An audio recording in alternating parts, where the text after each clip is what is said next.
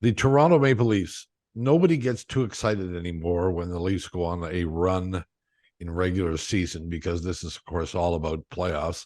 And yet, that was a pretty impressive victory last night against Dallas, don't you think, Stevie? Well, I think they've been looking for an image for their team all season long, and that's been sort of the squabble that they've had internally, trying to figure out what is this team and how are they going to play. And I think the way they played last night and the way they've played for about 3 weeks now is how the Maple Leafs want to play. And never mind that they're missing their 3 top defensemen, one who I don't think will ever play again. But this is kind of the way Sheldon Keefe and Kyle Dubas want this team to be and want this team to play. And with a lot of energy and high end scoring and last night terrific goaltending from Matt Murray. And so yeah, they're finding themselves after kind of a dreadful start. And right now, I think they're a top 4 team in my mind right now in the NHL. The question remains, though, what happens when playoff time comes, and how do you gauge what might happen in the course of a regular season? I don't think Leaf fans can they? It's impossible to, because we've seen a great regular season like last year, and they had a very tough playoff. They could have beaten Tampa and didn't. What I think is important between now and the end of the season is not necessarily how you play, but how many points you acquire, because the better you move up the standings and the possibility still to finish first. Boston hasn't had any sort of slump of any kind, and that's going to happen. And so the ability to finish first and get a wild card playoff position and avoid playing Tampa or possibly playing Florida, whoever that third team is, in that situation gives them an opportunity to get out of the division, which has been a problem in the last few years. They had the 2 series with Boston, and then last year Tampa, and so I think that's where the Leafs have to push, and that's where the coaching staff has to push them to. How many points can you get? Is first place a possibility? And if first place is a possibility, what then? But if you actually look at the standings today, and the playoffs started today, the Leafs will be playing Detroit in the first round of the playoffs, and I think they would accept that rather handily. Oh, sure. Yeah, the Red Wings actually beat Tampa last night in Tampa, which might be more of an indication of the aging of the Lightning more than it is the growth of the Red Wings. The fascination for me in the Maple Leaf world is we all remember the team coming home from California, and the hockey world in Ontario was on edge. Sheldon Keefe was in big trouble. Kyle was in big trouble. No one said anything publicly. You knew they were going to preach patience. And now they've got 21 of a possible 24 points in the last little while. And, maybe they are right. Maybe they have created something here that is a little different than most teams. And now we just have to wait and see, correct? Well, what's amazing to me is here are the Leafs, doing what they're doing.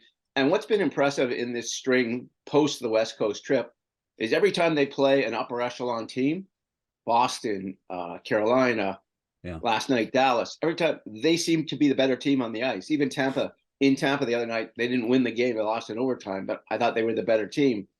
And so they've rose to the challenge of the quality teams whenever they're playing them, which is a good thing. And all this is happening, by the way, without Austin Matthews being great. I mean, he has yet to reach that I'm the best player, I'm the second best player, I'm the third best player in the NHL kind of status this season. He's kind of struggling to find his way. And, he's going to get to that level. It's a question of when, and then what happens to the team when he gets to the level, because for most of the last, I don't know, month or maybe more, Mitch Marner's been their best player. And Mitch Marner seems to be inspired by that streak he's on. It's almost, he wants the puck more. He wants to do more. He wants to create more. And you realize the interesting thing, John Tavares is scoring at 40-some goal pace after looking like he was maybe heading in the wrong direction last season. You look at his career, there's the 47 goal season that he scored when he was first with the Leafs. and now he's back in that 40 range again. The difference of the similarity of both those seasons, Mitch Marner was on his wing in both of those years. Now Matthews is on a 40 goal rate as well. Yeah. But are we just expecting too much from him, or does last Probably. year an anomaly as opposed to the regular? 60 is always an anomaly for anyone. I mean, there's only been one player, I think, in the last 30 years that scored 60 twice in a row, and that was Paolo Burri. Yeah. And that was at a time when goal scoring was a little more liberal than it is right now. So expecting 60 maybe too much, but if you actually go back for about 3 seasons, he's scoring at about 50 goal pace in those shortened seasons. And so, I mean, he would have had 50 in 2020 when the season was called off, and he, he would have had, in that range if they had played a full season the year after. So 50 is not at all out of the question, and so he's only at 40, and he's only gotten to that recently. So there's another level for Austin Matthews to go.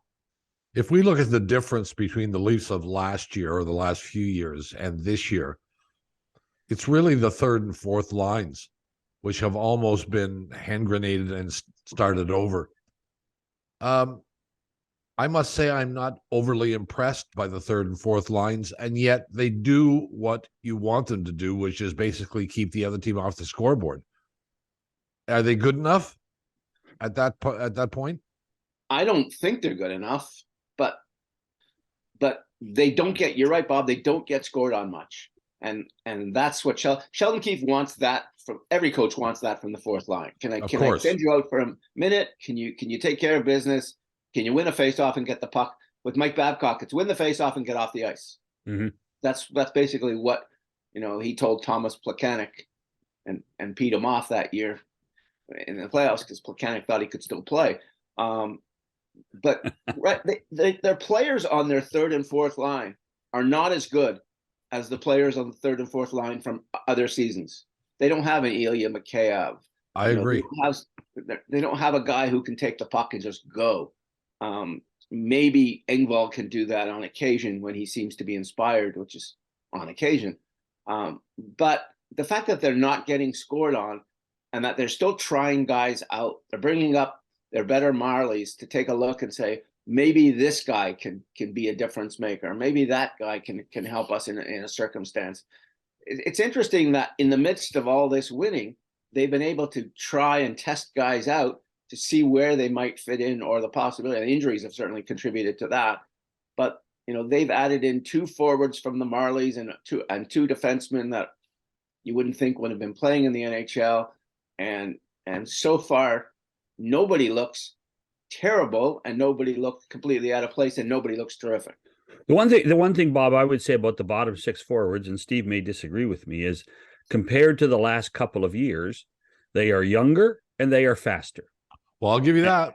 And that to me is much more an indication of where this team wants to go, because, and it's not casting any aversion at Jason Spezza, but when Jason was in that bottom 6, they were slow, and the game isn't slow anymore, and you need speed constantly, and that's the one thing that I think that this younger group with Engvall and David Kampf and a few of these other guys have addressed.